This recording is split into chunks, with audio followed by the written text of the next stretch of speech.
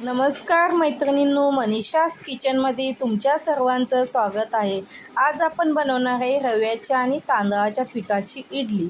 तर त्याच्यासाठी मी 1 वाटी रवा घेतलेला आहे आणि 1 वाटी तांदळाचं पीठ घ्यायचं आहे।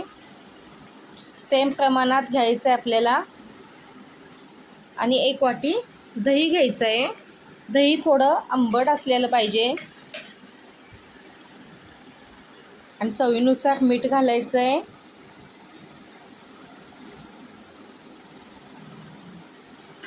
आणि व्यवस्थित आपल्याला याला हलवून घ्यायचं आहे। थोडं पाणी टाकायचं आहे। पाणी टाकून हे आपण बॅटर तयार करून घ्यायचं आहे।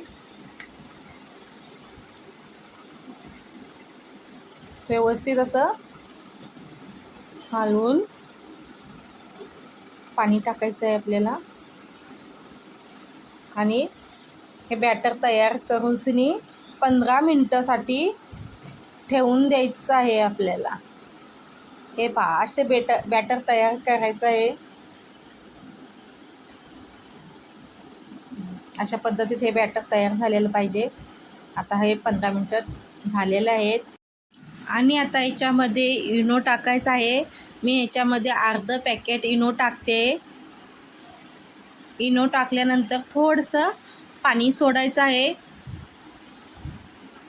पाणी टाकून व्यवस्थित आपल्याला हलक्या हाताने याला या बॅटरला हलवून घ्यायचं आहे। आता हे बॅटर आपलं पूर्णपणे तयार आहे। तर आपण इडली बनवून घेऊया। इडली पात्राला मी आधीच तेल लावून घेतलं होतं आणि ह्याच्यामध्ये मी आता हे बॅटर भरून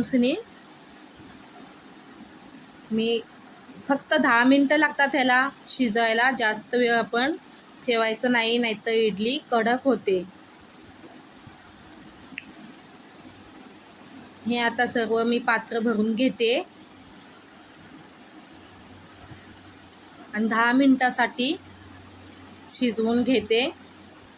त्यावर चटणी वगैरे मी तयार करून घेईल। 10 मिनिटात, फक्त 10 मिनिटं ठेवायचं आहे। जास्त वेळ ठेवली तर इडली कडक होते। हे पहा, इडली आपली 10 मिनिटात शिजलेली आहे। हे पहा, असं चमच्याच्या साहाय्यानं काढली तर आपली इडली तुटत नाही, व्यवस्थित पूर्णपणे निघते। बघा किती व्यवस्थित निघाले इडली।